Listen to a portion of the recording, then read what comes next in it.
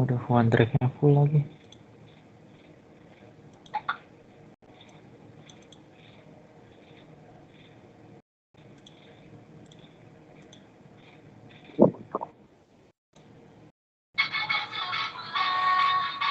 Oke, kita mulai ya. Jadi untuk sistem operasi ini kita akan bahas modul 1 ya dari awal ya, terkait tentang pengenalan sistem operasi. Nah,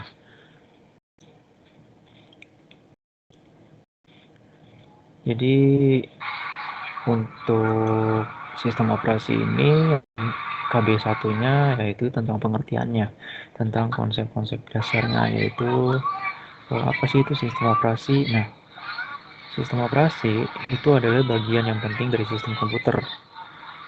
Nah, sistem operasi ini bagian yang pentingnya. Secara umum, sistem operasi itu ada banyak. Yang pertama itu hardware, kemudian sistem operasi, nah, terus program, aplikasi, atau perangkat lunak, dan kemudian ada user. Oke. Ini adalah komponen-komponen dari sistem komputer.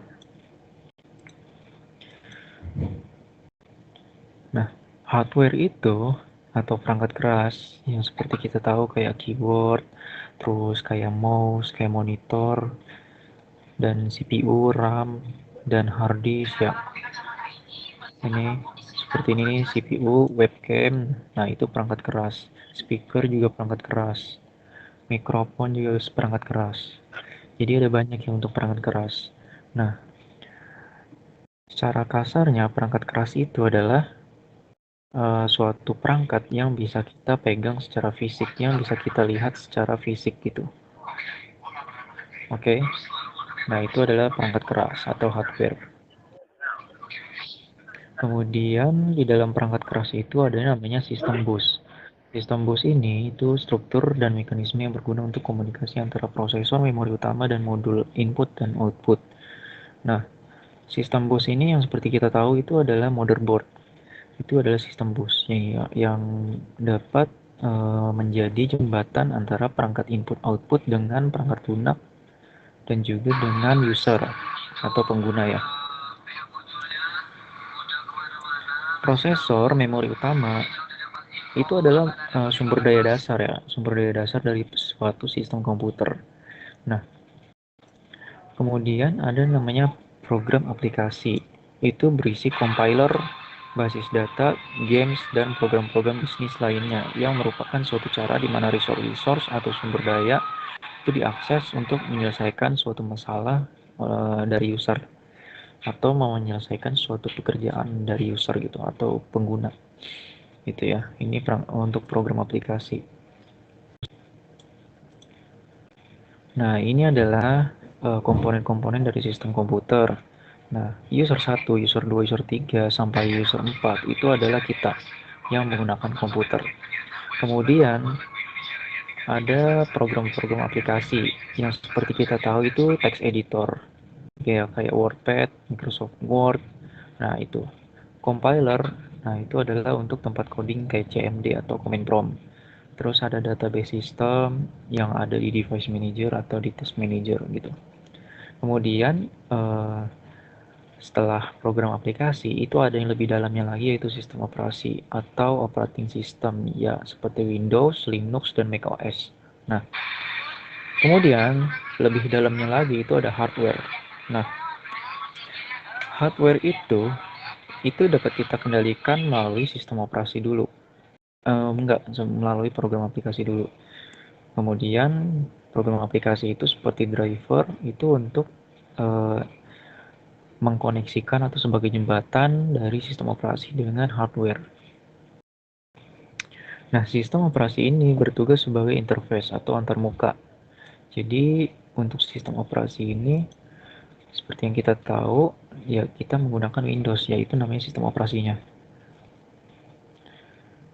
Nah, ini adalah interface yang untuk user berinteraksi dengan hardware komputer gitu.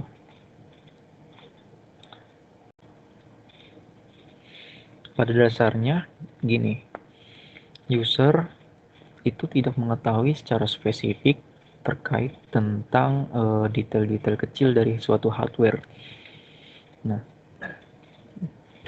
Jadi untuk hardware ini, kalau kalian cek di device manager, itu ada yang namanya hardware, contohnya monitor.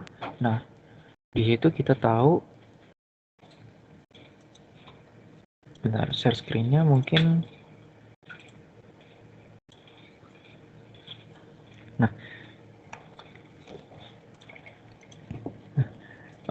sistem operasi itu sebagai interface yang digunakan oleh user untuk mengetahui spesifikasi hardware gitu secara detail. Contohnya gini, ketika kita membuka command prompt, kemudian kita mengecek device manager ya. Nah, kita nggak tahu nih hardware, spesifikasi hardware kita. Misal contohnya gini. Nah, ini adalah kumpulan-kumpulan hardware ya. Jadi dia ada di sini semuanya. Mulai dari komputer, nah, terus ada kamera, webcam, terus input output. Nah, contohnya gini nih. Ini adalah hardware-hardware yang terkoneksi melalui sistem bus atau motherboard.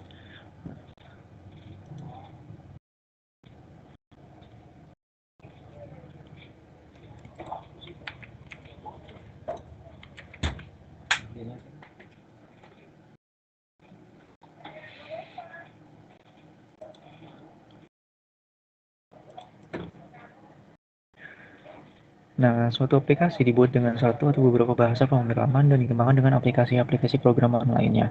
Jika ada seorang programmer mengembangkan aplikasi dengan sekumpulan instruksi-instruksi bahasa mesin yang akan mengontrol hardware komputer, maka program tersebut membutuhkan suatu aplikasi pemrograman yang disebut dengan utility.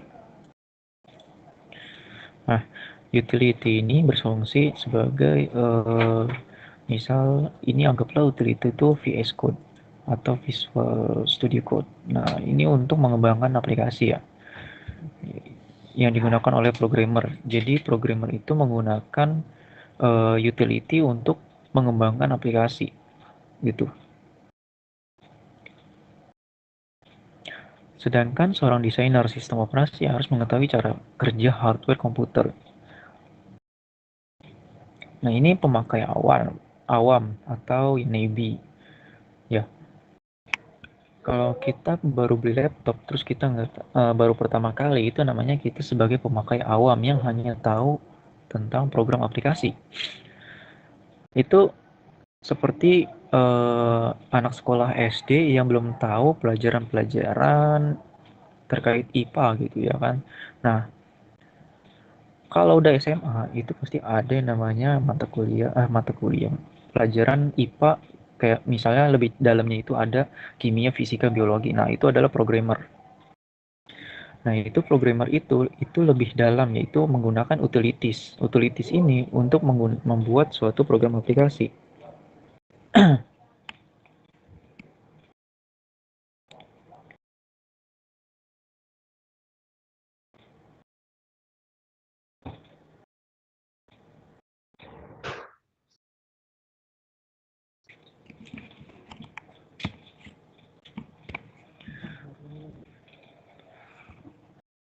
Kemudian ada sistem operasi. Nah, sistem operasi ini programmer bisa memodifikasi suatu sistem operasi ya.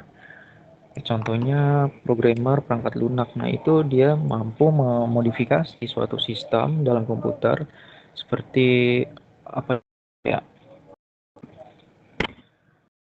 Pokoknya untuk programmer ini dia punya akses terhadap utilitas, dan juga sistem operasi. Kemudian ada desainer sistem operasi. Nah, kalau desainer sistem operasi itu lebih spesifiknya pada hardware komputer. Tuh contohnya gini. Motherboard itu kan ada macam-macam ya bentukannya dan juga ada banyak fitur-fiturnya. Kemudian sebagai desainer sistem operasi, ini dia mampu memodifikasi hardware gitu.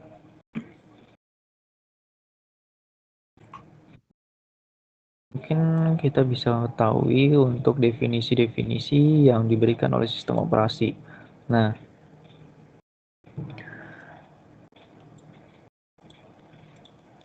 Yang pertama, software untuk mengontrol hardware. Nah, jadi sistem operasi itu adalah untuk mengontrol hardware.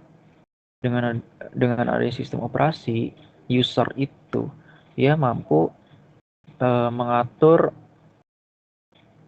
kayak contohnya kalau kalian tahu sistem clock ya, overclock. Nah, overclock itu kan kayak memodifikasi hardware ya. Nah, itu adalah fungsi dari sistem operasi, yaitu interface-nya kita untuk mengendalikan hardware. Terus misalnya kita pakai PC yang ada fan tambahan. Nah, fan tambahan tersebut bisa kita matikan atau hidupkan melalui sistem operasi yang ada gitu. Software yang ada di dalam sistem operasi. Kemudian apalagi ya? Kalau kita menggunakan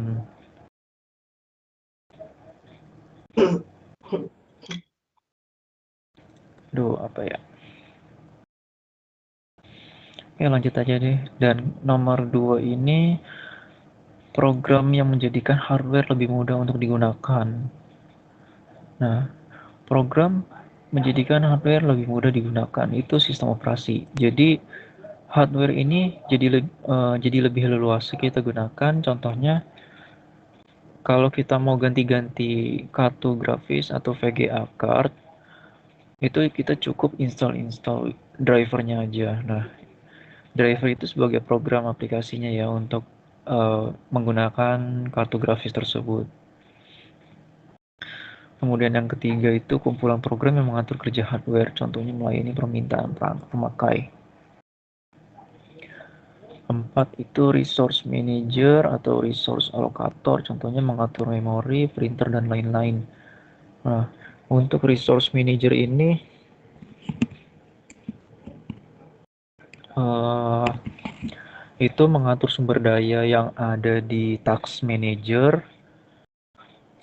Nih, nah ini adalah task manager. Ini sebagai resource manager ya. Ini sama kayak resource manager. Jadi dia mengatur berbagai sumber daya untuk mengatur memori. Misalnya di sini ada banyak aplikasi ya. Nah, memori ini kan banyak pemakainya. Jadi kita bisa nonaktifkan atau di end task gitu. Nah, itu adalah resource manager ya. Kemudian yang kelima itu sebagai oh, bentar. Resource manager ini mengatur printer. Nah, untuk printer ini soal kita cari di sini printer and scanner. Nah, ini kan ada device ya. Nah, di device ini ada printer. Nah, kita bisa menambahkan atau menghapus printer. Contohnya di sini ada printer lah ya, katakan ada printer. Nah, ketika kita klik, nanti kita bisa remove. Terus kita bisa menambahkan, kalau misalkan lokal, dia akan muncul langsung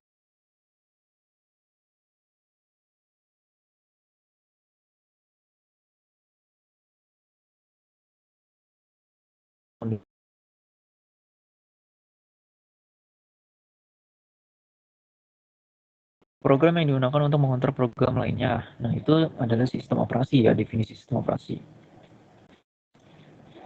Diwarnain aja deh.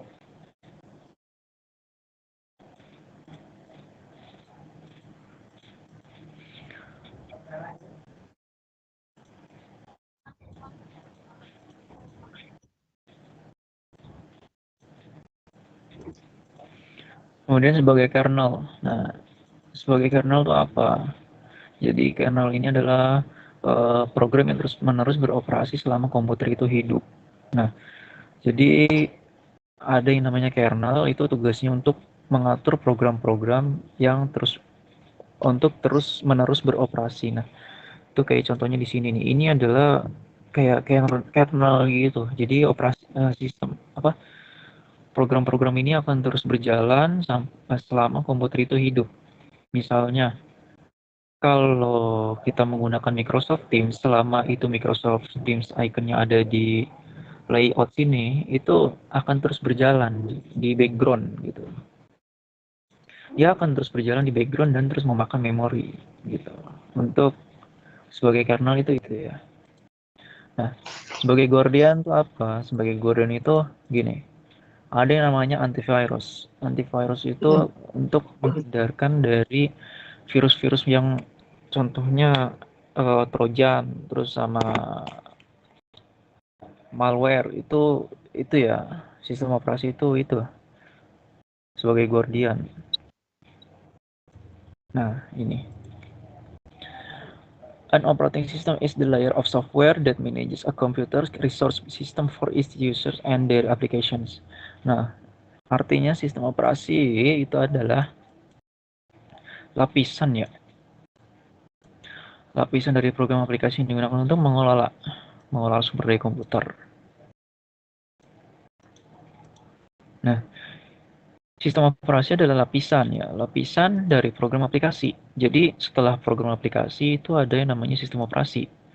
Nah, itu berguna untuk mengelola sumber daya komputer dan aplikasi ya. Secara umum, pengguna berinteraksi dengan aplikasi udah pasti ya. Kayak contohnya kita menggunakan web Chrome. Jadi kita dapat berinteraksi dengan aplikasi karena adanya sistem operasi. Ibarat kata, sistem operasi itu sebagai penyedia layanan. Contohnya gini, ketika kita mau naik Transjakarta, ya busway Transjakarta, itu ada yang namanya halte atau ya halte. Nah, halte ini sebagai penyedia layanan Transjakarta. Jadi ketika kita ingin menggunakan Transjakarta, kita harus datang ke halte tersebut. Sama halnya ketika kita ingin menggunakan aplikasi, komputer itu wajib ada yang namanya sistem operasi. Sistem operasi contohnya Windows. Nah, Windows itu aplikasi-aplikasi yang diinstal Windows itu berekstensi exe ya. Kenapa exe? Karena itu aplikasi yang diperuntukkan untuk Windows. Kemudian sistem operasi juga sebagai lingkungan yang mampu menjalankan beberapa aplikasi. Ini ya. Jadi sistem operasi itu tadi yang aku jelaskan kalau dia itu dapat menyediakan atau sebagai penyedia lingkungan untuk menjalankan aplikasi. Dan sistem operasi juga memediasi akses ke perangkat keras yang mendasarinya. Mediasi akses itu maksudnya gini. Itu sebagai media untuk kita mengakses perangkat keras. Nah, itu adalah memediasi akses ke perangkat keras yaitu ya. Jadi sistem operasi ini menyediakan selain menyediakan perangkat lunak atau aplikasi, sistem operasi juga menyediakan akses ke perangkat keras gitu ya intinya. Nah, sistem operasi ini memiliki 3 peran. Ketiga peran itu apa? Yang pertama itu operating system player referee. Sistem operasi memainkan peran sebagai wasit. Mereka mengelola sumber daya bersama berbagai aplikasi yang berjalan pada mesin fisik yang sama. Nah, misalnya, sistem operasi dapat menghentikan satu program dan memulai yang lain. Contohnya gini, menghentikan tuh gini. Ini misal WhatsApp kita, Entax. Nah, itu artinya kita menghentikan program yang berjalan. Terus ketika kita memulai aplikasi, itu kita cukup di taskbar ini ada banyak banget ya icon-icon aplikasi. Cukup kalian klik dan itu akan menjalankan aplikasi itu. Kemudian sistem operasi mengisolasi aplikasi yang berbeda satu sama lain, sehingga tidak ada bug dalam satu aplikasi. Nah, seperti yang kita tahu, ketika kita ingin menginstal aplikasi, selalu ada yang namanya guide installation atau tata cara instalasi. Nah, di dalam step itu ada yang namanya folder, manajemen folder gitu. Kayak kita naruh aplikasinya nih di dalam folder tertentu. Nah, Itu gunanya sistem operasi sebagai isolasi aplikasi ya. Jadi aplikasi itu nggak bakal dijadi satu di dalam satu program. Jadi cukup di dalam satu, misal gini, aku buka device apa namanya, file manager. Nah, di file manager ini ada namanya PC. Terus di sini ada sistem operasi itu selalu ada di local C ya. Nah, ini ada program files. Nah, itu ada banyak sekumpulan-sekumpulan aplikasi yang terinstall di sini. Nah, ini diisolasi sebagai folder. Jadi nggak dijadi satu. Misalnya di sini ada Yeezy Us, terus ada Cisco, paket tracer itu dipisah jadi nggak dijadi satu. Terus ada Oracle, terus ada OBS Studio, Notepad. Nah, itu ada Nvidia Corporation. Nah, itu. Kemudian sistem operasi harus melindungi dirinya dan aplikasi dari virus. Jadi sistem operasi itu harus bisa ya melindungi dirinya. Nah, ada yang namanya Windows Security. Cuman aku di sini Windows Security-nya aku hapus. Itu ada bawaan.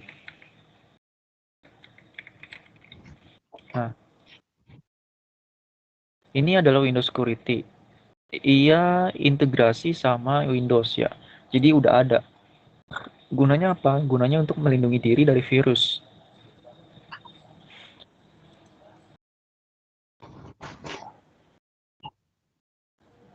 Kemudian ketika aplikasi berbagai sumber daya fisik atau sumber daya fisik ini sebagai memori ya.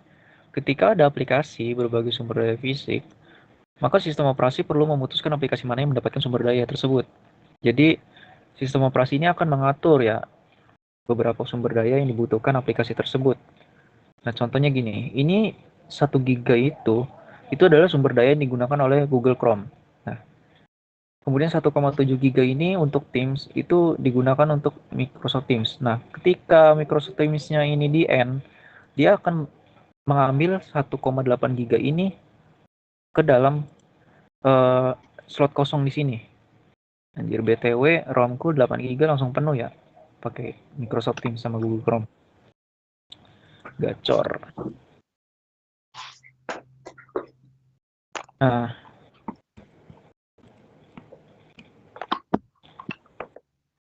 lanjut. Next. Untuk yang kedua itu operating system play illusionist. Perannya sebagai ilusionis. Mereka menyederhanakan desain aplikasi dan dari kompleksitas fisik perangkat keras. Oke. Untuk menulis program Hello World, tidak perlu untuk memikirkan berapa banyak memori fisik yang dimiliki sistem. Oke. Atau berapa banyak program lain yang mungkin berbagi sumber daya komputer. Sebaliknya, sistem operasi memberikan ilusi memori yang hampir tak terbatas sebagai abstraksi di atas jumlah memori fisik yang terbatas. Sistem operasi juga memberikan ilusi bahwa setiap program memiliki prosesor komputer sepenuhnya untuk dirinya sendiri. Jelas, kenyataannya sangat berbeda. Ilusi ini memungkinkan aplikasi untuk ditulis secara independen dari jumlah memori fisik pada sistem atau jumlah fisik prosesor. Karena aplikasi ditulis ke tingkat abstraksi yang lebih tinggi, sistem operasi bebas untuk mengubah jumlah sumber daya yang ditetapkan untuk setiap aplikasi ketika aplikasi mulai dijalankan dan berhenti. Nah, jadi intinya gini, kenapa sistem operasi sebagai ilusionis? Karena ia mampu apa namanya, uh, apa ya, dalam apa namanya? Duh, lupa lagi.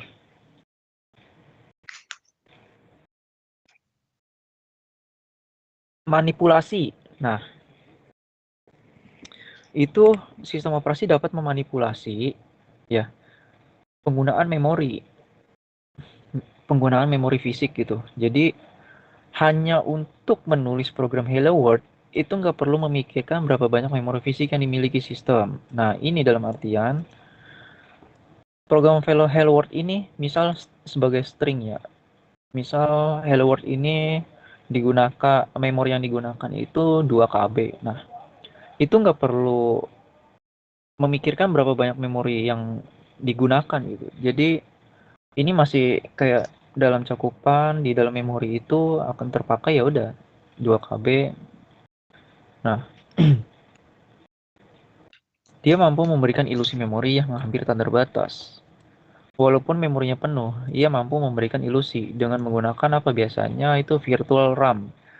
Itu manipulasinya pakai itu ya, untuk kayak misal memorinya penuh, terus kita manipulasi kalau memorinya itu benar-benar ada.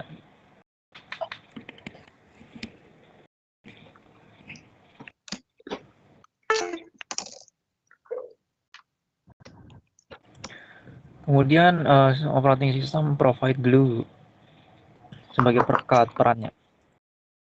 Satu set layanan umum antar aplikasi, manfaat penting dari layanan umum adalah untuk memfasilitasi berbagai antar aplikasi, misalnya memotong dan menempelkan pekerjaan secara berseragam pada seluruh sistem dan file yang ditulis oleh satu aplikasi sehingga dapat dibaca oleh yang lain.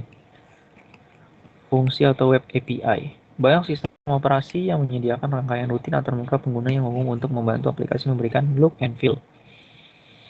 Yang mungkin yang paling penting adalah sistem operasi menyediakan lapisan yang memisahkan aplikasi dari perangkat input dan output perangkat keras, sehingga aplikasi dapat ditulis secara independen yang mana keyboard, mouse, atau disk drive tertentu sedang digunakan pada komputer tertentu.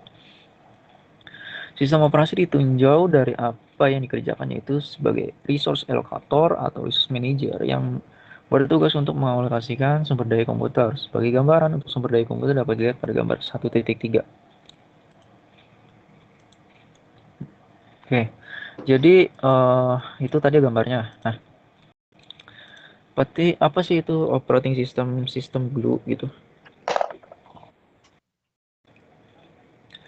Jadi untuk peran sebagai perekat ini, ya dia ibarat kata sistem operasi itu menggabungkan uh, gini, menggabungkan banyak layanan aplikasi. Nah, itu gunanya untuk memfasilitasi mode sharing gitu, kayak mode sharing gitulah ibarat mah ya. Nah, dia misal contohnya gini, ketika kita menjalankan aplikasi, nah aplikasi yang kita jalankan itu bisa banyak. Kita buka banyak window, misal Google Chrome tuh bisa kita buka banyak window-nya, ya. Jadi itu sebagai perekat. Nah,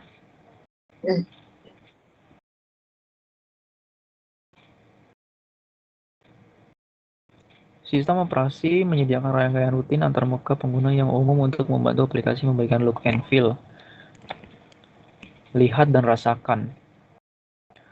Mungkin yang paling penting adalah sistem operasi menyediakan lapisan yang memisahkan aplikasi dari perangkat input dan output. Jadi dalam hal ini, misal gini, kita menggunakan mouse. Nah, ketika kita menggunakan mouse, itu yang kita lihat di monitor adalah pointer. Nah, pointer ini itu adalah serangkaian dari provide glue ya, sebagai perekat. Jadi ketika kita merasakannya, kita dapat melihatnya juga.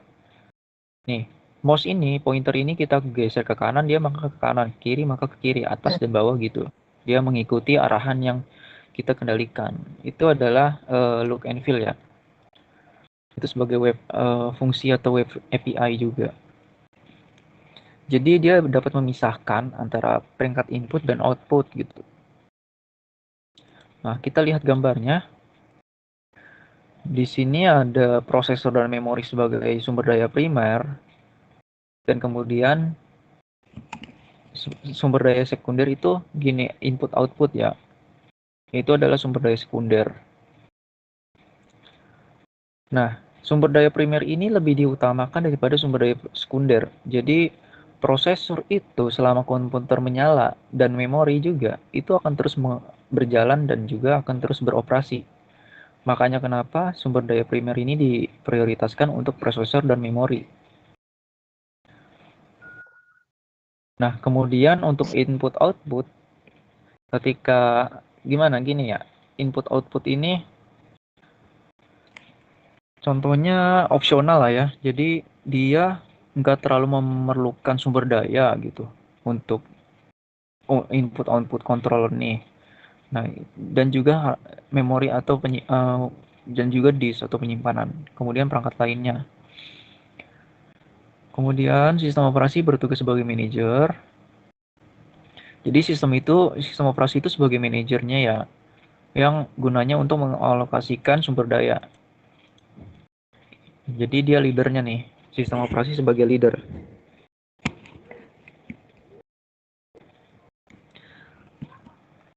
Jadi sistem operasi ini dapat mengatur eh, alokasi memori yang seperlunya aja gitu, yang dibutuhkan.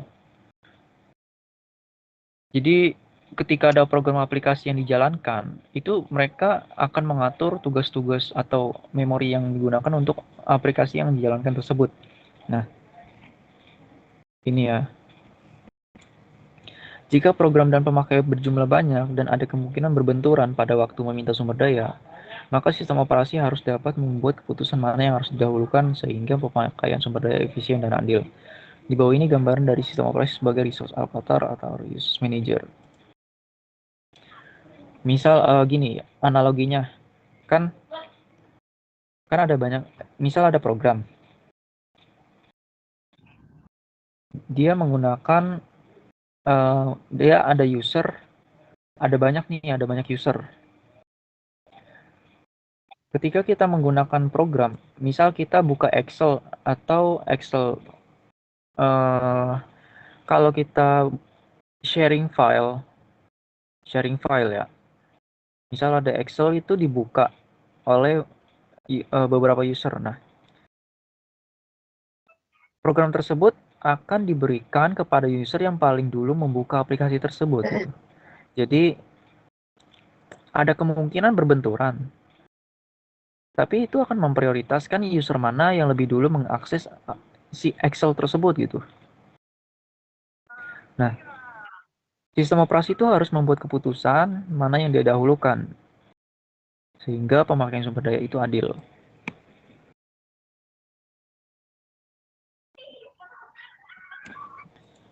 Nah, seperti kita lihat nih. Ini kan sistem komputer ya. Sistem komputer itu terdiri dari aplikasi, terus ada user, kemudian sistem operasi, dan juga peringkat input output. Nah, ini program dan data. Itu ada input output. Ini yang printer, keyboard, terus ini input output sebagai digital cam, terus ini input output penyimpanan. Nah, ini prosesor. Jadi prosesor ini dia akan mengatur si input output ini. Misal printer dan keyboard ini dari awal nih ke bawah. Nah, dia dari atas ke bawah. Jadi didahulukan itu printer dan keyboard dulu. Kemudian itu digital cam. Kemudian sampai ke sistem operasi dan program data. Nah, sistem operasi dapat juga disebut sebagai kontrol program. Karena dia mempunyai fungsi untuk mengontrol atau mengeksekusi program pemakai agar tidak terjadi kesalahan atau bug ya.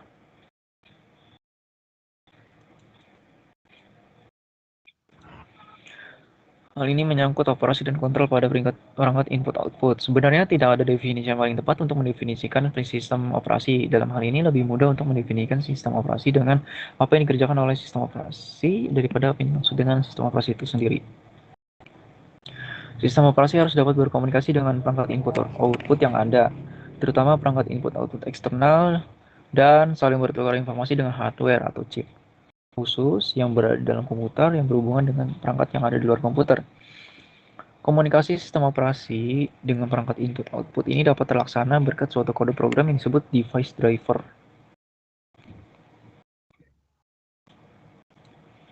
Jadi device driver itu sebagai alat komunikasi ya antara perangkat keras dengan sistem operasi menggunakan kode program. Nah, device driver ini bersifat khusus biasanya nih. yang ditunjukkan untuk perangkat input tertentu saja. Jadi nggak semua perangkat input output itu menggunakan device driver. Ya. Jadi ini bersifat khusus.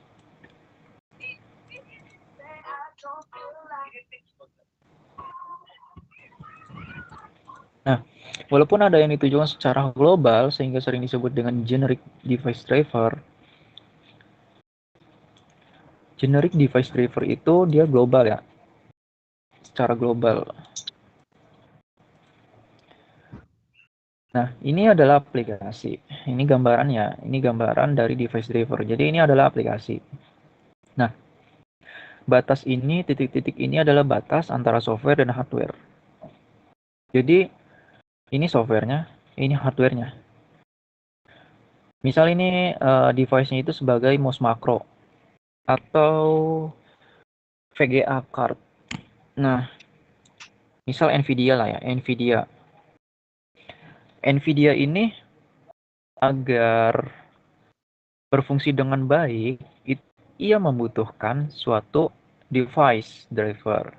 Nah, device driver ini itu adalah jembatan untuk menghubungkan dengan aplikasi. Nah, biasanya kalau kalian membuka yang namanya apa namanya Nvidia, aplikasi Nvidia gitu ya, untuk manajemen refresh rate gitu, untuk mengatur refresh rate atau mengatur resolusi.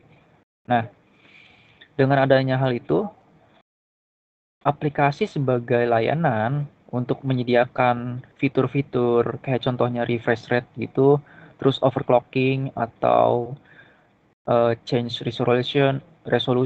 Nah, itu ada yang namanya user driver dan device driver, itu kita nggak pernah tahu, nggak pernah lihat kalau kita masih awam. Nah, kita cukup melihatnya di device manager. Nah, di sini itu sekumpulan di ini ya, driver ya. Contohnya nih, apa ya? Nah, ini adalah driver untuk si uh, grafik ya, untuk driver grafik ya. Jadi ini udah pasti ada. Secara singkatnya, dapat dikatakan bahwa tujuan adanya sistem operasi adalah untuk menunjukkan lingkungan di mana pemakai dapat mengeksekusi program-programnya.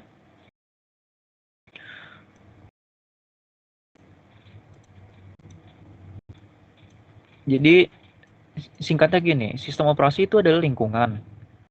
Lingkungan yang menyediakan sebagai apa menyediakan untuk user atau pemakai itu menggunakan program-program. Seperti yang kita tahu, kita membuka Microsoft Teams ini melalui interface sistem operasi. Tanpa adanya sistem operasi, kita nggak bisa mengoperasikan komputer. Itu logika dasarnya aja ya. Jadi gitu. Nah, sistem operasi itu membuat sistem komputer nyaman digunakan. Sistem operasi mengefisiensikan hardware komputer juga. Loh, ternyata udah latihan aja cepat juga nih KB1.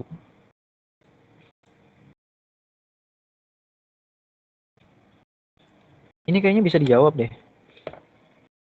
Soalnya ada opsi-opsinya. Oh iya bener.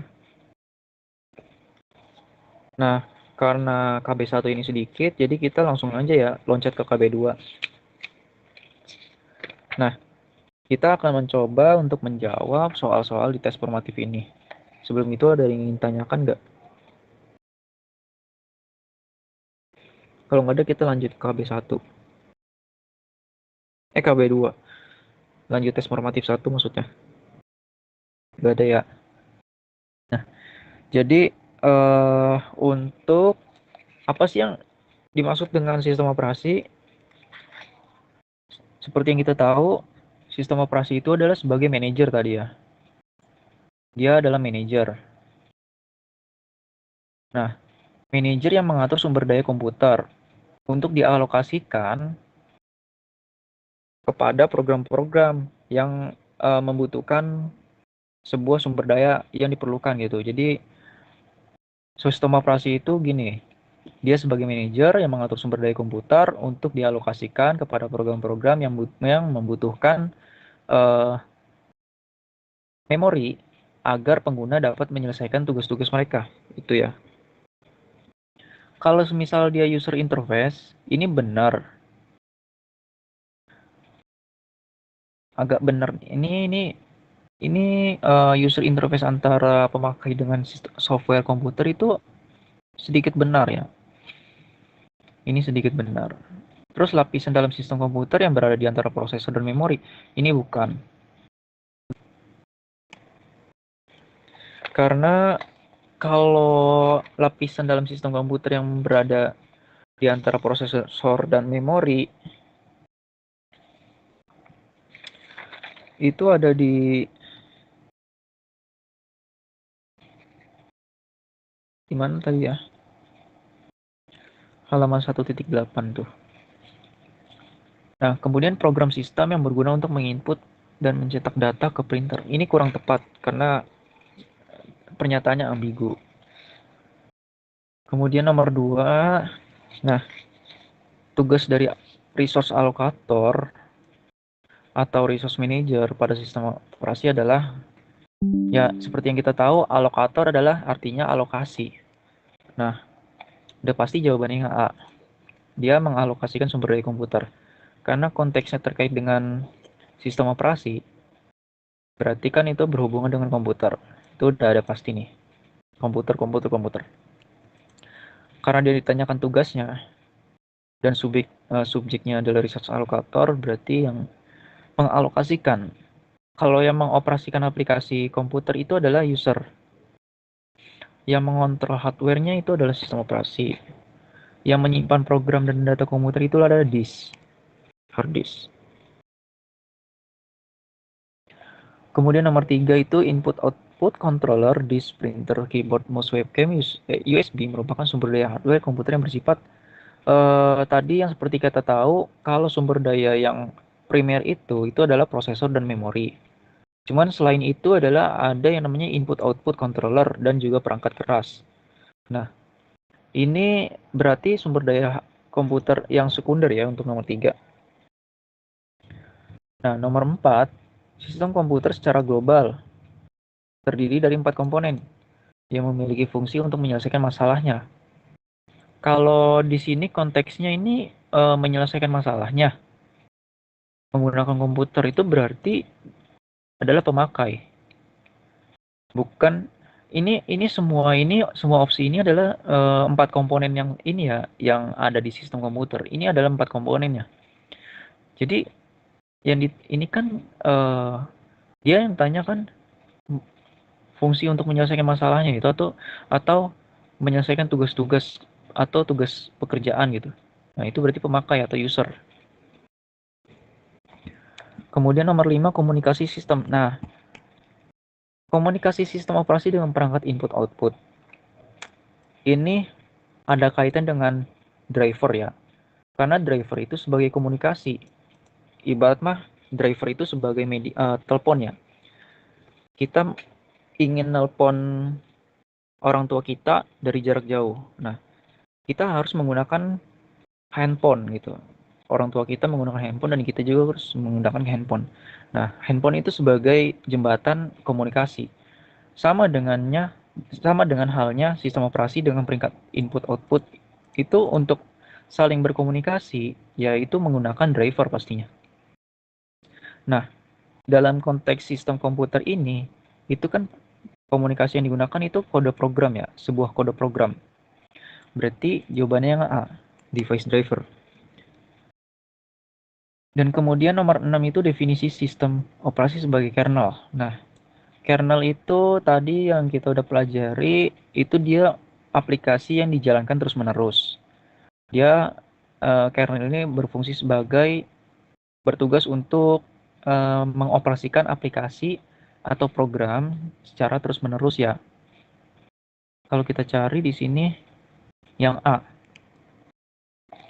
6 itu A, program yang terus-menerus running selama komputer itu hidup. Kemudian nomor 7, tujuan dari sistem operasi apa? Nah, tujuannya itu kalau lihat di opsi sebagai antarmuka, kalau ini itu fungsi ya. Antarmuka itu kalau ini definisi ya, kalau ini definisi. Kalau yang B itu menunjukkan lingkungan di mana? Ini tujuan nih. Kalau menyediakan fasilitas itu kurang tepat. Ini kurang tepat. B, nomor 7B. Nomor 8, memori dan prosesor merupakan sumber daya hardware komputer yang bersifat.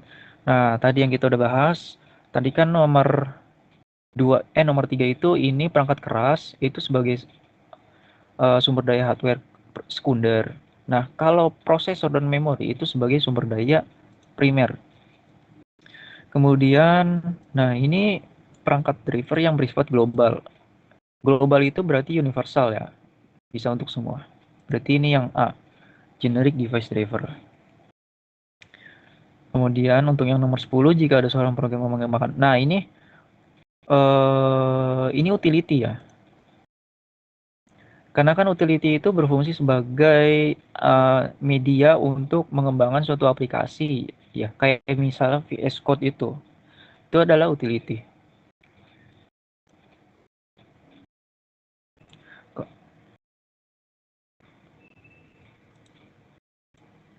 Nah, KB1 udah selesai.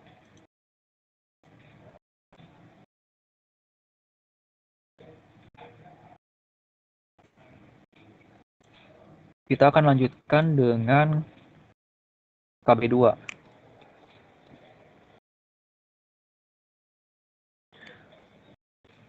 Oke, gas ya. Nah,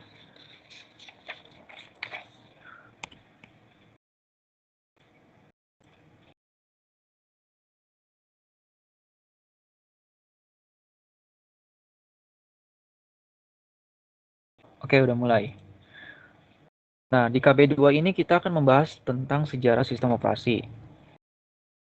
Jadi, kita akan mengetahui nih sistem operasi itu dari waktu ke waktu. Gimana dia bisa berkembang sampai pesat di gempuran teknologi saat ini. Nah, jadi sistem operasi itu dari generasi ke generasi itu terus berkembang ya dan tambah maju seiring dengan berjalannya waktu. Seperti kita lihat di sini ada generasi ke-0, yaitu generasi paling pertama, paling awal, yaitu sistem operasi diciptakan atau terciptanya sistem operasi pada 1940. Komponen utama tabung hampa udara itu sistem operasi ya. Nah, semua operasi komputer dilakukan secara manual. Pada saat itu masih manual, yaitu plug boards. Dan hanya digunakan untuk menghitung doang nih. Itu generasi awal ya. Nah, generasi pertama, komponen utamanya sebagai transistor. Kemudian berfungsi untuk mengatur pergantian antar job.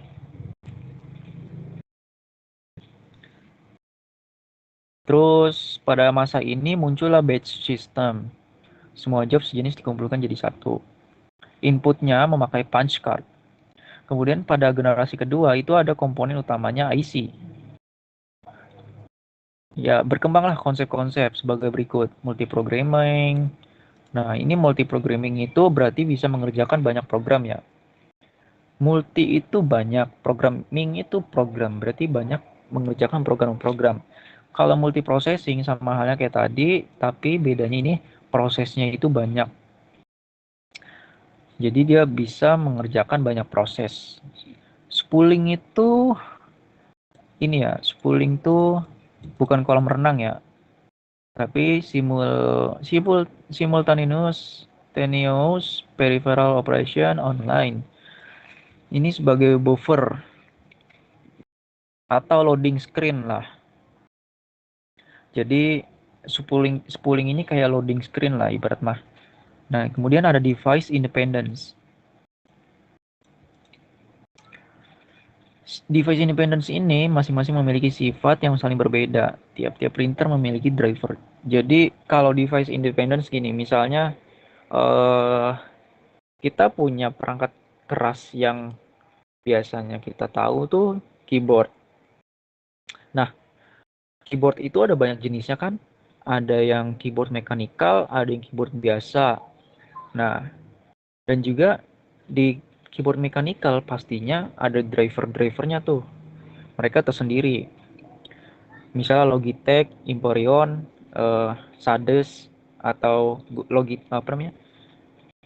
Rexus. Nah, itu banyak drivernya. Mereka independent, jadi mereka punya drivernya masing-masing. Makanya kenapa ketika kita berganti device, kita memerlukan driver yang sesuai dengan device yang kita punya. Jadi nggak bisa asal-asalan pasang driver gitu cuy. Kemudian ada time sharing atau multitasking. Nah, berarti time sharing ini dalam artian dia bisa membagi sumber daya. Itu time sharing itu berbagi sumber daya ya. Kalau multitasking itu melakukan pekerjaan banyak.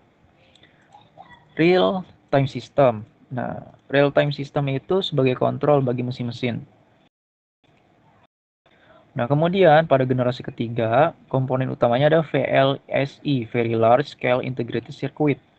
Itu menggunakan konsep General Purpose System, sehingga sistem operasi menjadi sangat kompleks, mahal, dan sulit untuk dipelajari. Kemudian generasi keempat, itu ada yang namanya PC atau personal computer. Nah, kalian tahu lah ya, PC. PC itu udah kayak tabung yang kayak generasi awal pakai tabung, cuman ini lebih kecil. Nah, kecil-kecil cabai rawit. Karena apa? Karena dia walaupun kecil, itu bisa memproses banyak-banyak kegiatan apa banyak tugas gitu, memproses banyak program. Itu adalah sistem operasi ya. So, ini udah include sama jaringan komputer. Nah, data sharing dengan tujuan data sharing kayak kita transfer data, terus hardware sharing seperti kita membagi file penyimpanan, terus program sharing ketika kita misal eh, kita bisa berbagi file gitu. Kemudian user interface-nya semakin mudah digunakan atau user friendly, jadi nggak susah. Kemudian ada sistem awal nih. Ini serial processing ya, sistem awal. Komputer-komputer awal secara fisik berukuran besar dan dijalankan dari suatu konsol. Konsol terdiri dari lampu-lampu, tombol-tombol, perangkat masukan, dan printer.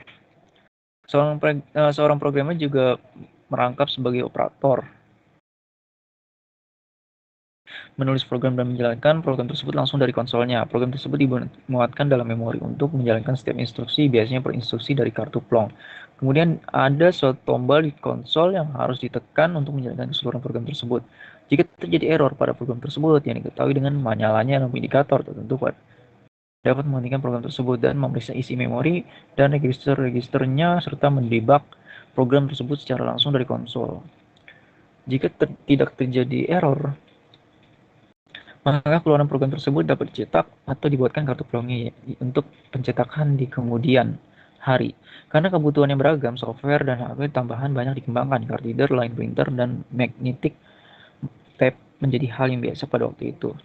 Assembler, linker, dan loader didesain untuk memudahkan pemrograman fungsi-fungsi yang sering digunakan untuk dalam pemrograman, kemudian disatukan dan disimpan tersendiri sebagai library sehingga programmer tidak perlu menulis ulang fungsi-fungsi tersebut.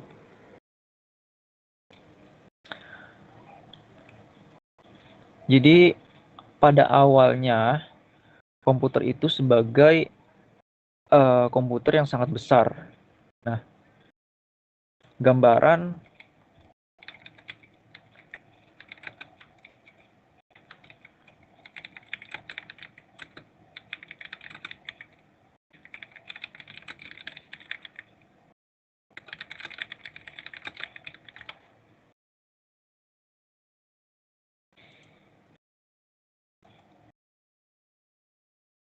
itu dia banyak nih kayak gini nih. Nah, atau kita cari komputer konsol.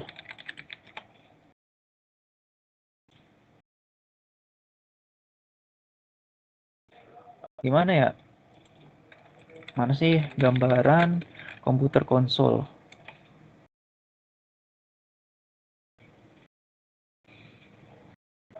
Komputer modern semua ini. Intinya mah komputernya dia gede. Jadi dia kayak konsol gitu. Ya munculnya PS. Aneh. Tidak masuk akal. Oke lanjut ya. Sistem batch sederhana dengan sistem awal serial processing ternyata banyak waktu CPU yang terbuang. Nah, serial processing ini menggunakan banyak CPU ya. Nah, sering CPU tidak terpakai atau idle karena programmer atau operator sedang mengganti atau memasang tape. Padahal pada saat itu harga komputer serta biaya perawatan dan operasional sangat mahal. Karena hal tersebut kemudian ditemukan sebuah cara yaitu mengumpulkan job-job yang sejenis yang dieksekusi oleh CPU sebagai suatu grup atau kumpulan grup atau job. Dengan sistem batch sederhana ini maka pemakai tidak punya akses langsung ke mesin komputer. Pada dasarnya batch system merupakan pengumpulan nih, ini definisi ya.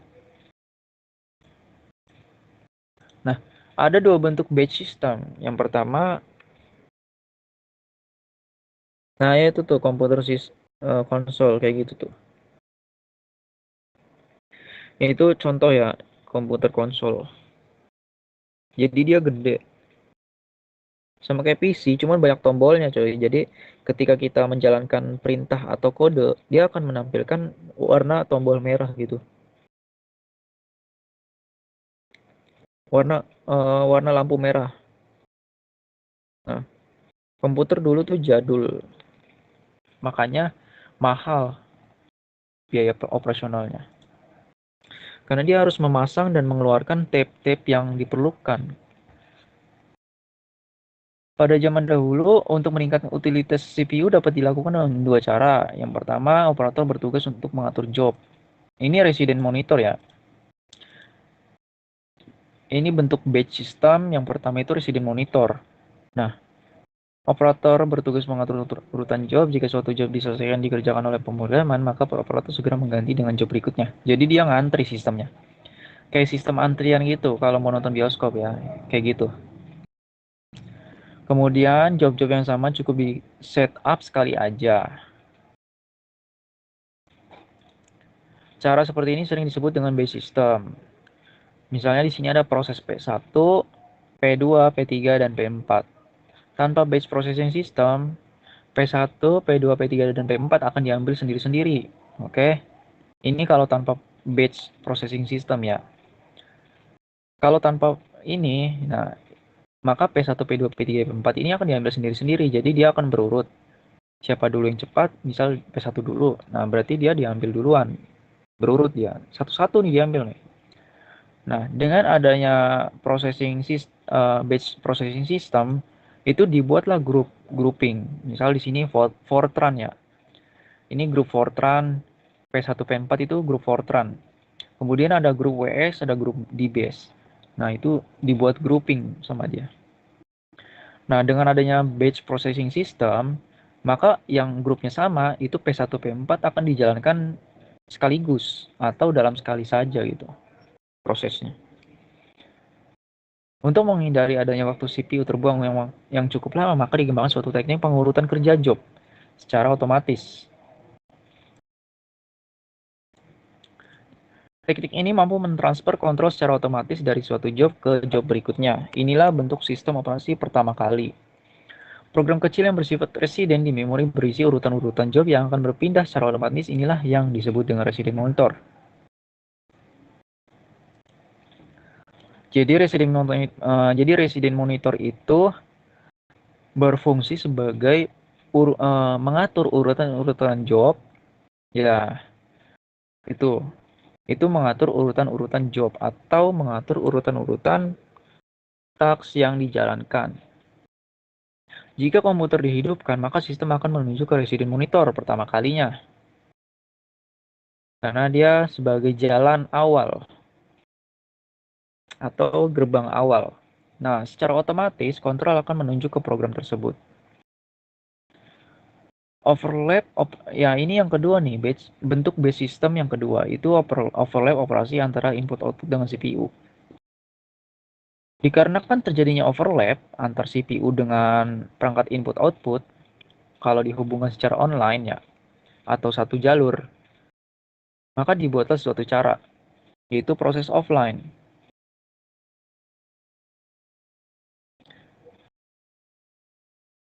Proses offline ini menggunakan tape drive untuk menjembatani antara CPU dan perangkat input-output. Misalnya card reader, plotter, printer. Di bawah ini gambaran tentang proses online dan proses offline. Oh, ini oke, kita lihat ya. Di sini ada card, tape. Ini kayak tape. Terus ada ini reader, ini printer. Ini kalau proses online, dia akan terus terus beroperasi ya programnya. Kalau ada namanya proses offline itu ada kayak stopnya. Ini kayak bus stop lah ya. Tab ini berfungsi untuk memberhentikan proses-proses. Oke, kita baca penjelasannya. Untuk dapat menangani overlap atau proses yang berlebihan pada suatu input-output, maka dapat dilakukan dengan dua cara ya. Yang pertama, offline processing. Offline processing ini, itu data-data dibaca dari card reader terlebih dahulu nih. Ini offline ya. Dibaca dari card reader secara tidak langsung. Dibaca dari card reader tidak langsung dibawa ke CPU. Berarti data-data ini dibaca dari card reader. Kemudian nggak langsung dibawa ke CPU. Ini CPU ya. Ini adalah CPU. Jadi card reader ini dihalangi oleh tab. Nah, card reader ini, data-data yang ada di card reader ini nggak langsung ke CPU tapi disimpan dulu di tab sebagai antrian. Jadi di app bank antrian gitu. Nah, demikian juga informasi yang hendak dikeluarkan tapi belum akan dicetak disimpan dulu dengan tape drives. Keuntungan dari proses ini adalah tidak membutuhkan card reader dan line printer dengan kecepatan tinggi, dan hanya dibutuhkan magnetic tape dengan kecepatan yang lebih tinggi. Kemudian ada spooling. Spooling itu untuk mengatasi kerja tape drives yang bersifat sekuensial.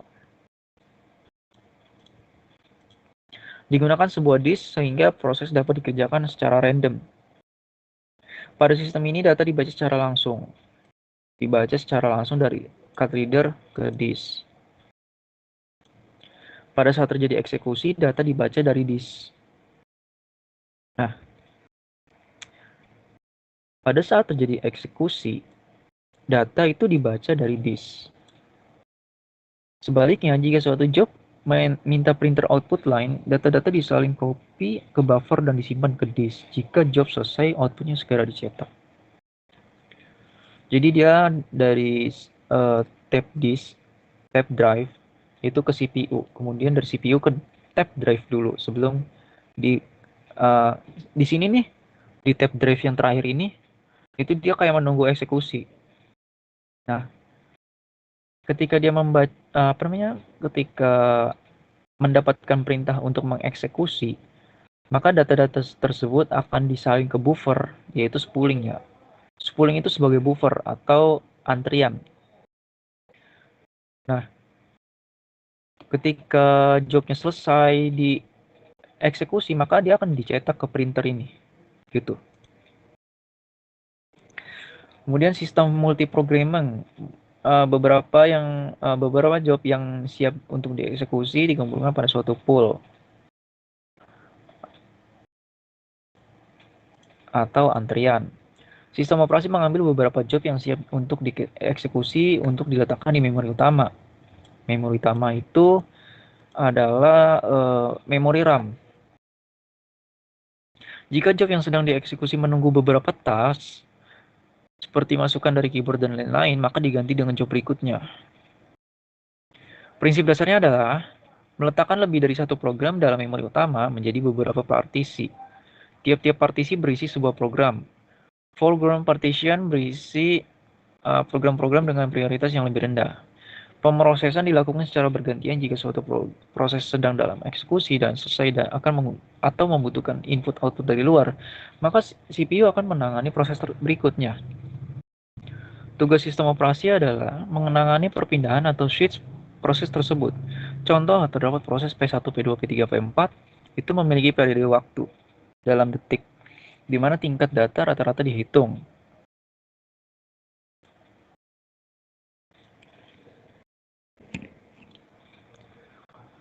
Nah, ini burst time ya, rata-rata data dihitung. Misal ada P1 itu selesai dalam 10 milisecond, kemudian P2 selesai dalam 4 milisecond, P3 6 milisecond, dan P4 3 milisecond. Nah, ini adalah Gantt chart. Kalian tahu Gantt chart ini ya? Jadi itu proses. Nah, proses yang berurutan. Jadi dengan adanya Gantt chart ini kita tahu nih, ini adalah CPU misal. Ini CPU ya, ini proses. Dan ini adalah burst time-nya. Nah, karena dia punya satu CPU, jadi prosesnya cuma sekali aja. Tapi berurut. Di sini dari 0 ke 10 milisecond, itu 10 milisecondnya adalah sebagai proses P1 yang udah selesai dikerjakan. Kemudian ada tambahan 4 milisecond untuk menyelesaikan P2. Dan kemudian P3 ini menyelesaikan waktu dalam 6 milisecond. Kemudian untuk P4 menyelesaikan waktu 3 milisecond ya. Sehingga proses yang dijalankan oleh CPU dari P1 sampai P4 adalah 23 milisecond. Gitu. Nah, ini sistem time sharing atau disebut juga dengan multitasking ya. Jadi dia prosesnya di-sharing atau dibagi-bagi, dibagi rata lah, dibagi adil. Sama seperti multiprogramming system, hanya saja waktu prosesnya dibatasi. Nah, dia sama kayak multiprogramming, tapi waktunya ini dibatasi. Waktu maksimum yang digunakan untuk menggunakan CPU disebut quantum time. Jadi untuk time sharing ini ada yang namanya quantum time yang digunakan untuk membatasi waktu suatu proses ya. Keuntungan time sharing itu apa? Itu tingkat kebersamaannya tinggi. Jadi dia akan dibagi misalnya 2 prosesnya. Atau kalau quantum time-nya 5 ya berarti 5 gitu. Kerugiannya adalah itu switching time sehingga utilitasnya rendah. Jika suatu proses memiliki CPU burst lebih kecil dibandingkan dengan quantum time, maka proses tersebut akan melepaskan CPU jika telah selesai bekerja. Dalam artian burst time tadi adalah waktu memproses ya. Nah, kalau prosesnya udah selesai, dia akan melepas prosesor tersebut gitu. Melepas CPU lah, melepas CPU jika sudah selesai digunakan. Sehingga CPU dapat segera digunakan oleh proses selanjutnya gitu. Sebaliknya, jika suatu proses memiliki CPU burst yang lebih besar dibandingkan dengan quantum time, maka proses tersebut akan dihentikan sementara jika sudah mencapai quantum time dan selanjutnya mengalir kembali pada posisi ekor dari ready QEW. CPU kemudian menjalankan proses berikutnya. Pada contoh poin 2.3, ini kan ada quantum time diberikan 2 milisecond ya. Maka Gantt chart-nya sebagai berikut.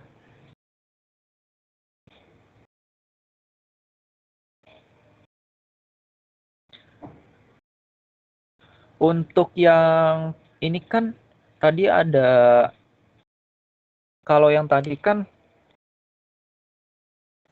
Gantt chart ini kan terkait dengan sistem multiprogramming ya. Ini kan multiprogramming nih. Ini adalah multiprogramming. Jadi Gantt chart ini multiprogramming yang dimana dia menjalankan semua program dalam satu waktu. Bedanya sama yang time sharing ini, sama P1, P2, P3, P4 ini dijalankan berurutan. Tapi dia dibatasi oleh waktu. Nah, dibatasi oleh waktu itu dinamakan quantum time. Di sini quantum time-nya adalah 2 milisecond. Kenapa bisa tahu kalau ini misal gini. Dari P1 ke P2, untuk proses P1 itu selesai dalam waktu 2 milisecond karena dibatasi oleh waktu 2. Oke, dan kemudian 2 lagi, 2 lagi, 2 lagi, 2 lagi ya. Ini selisihnya 2 nih. Nah,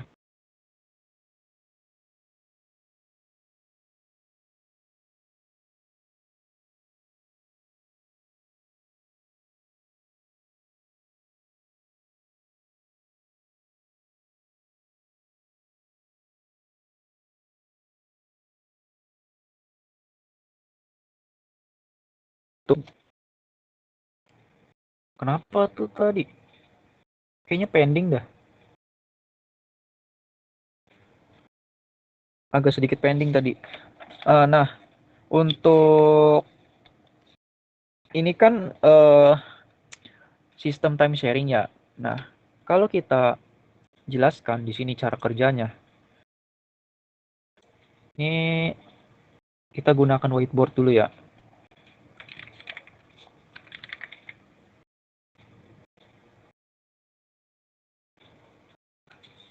Mana nih nggak muncul?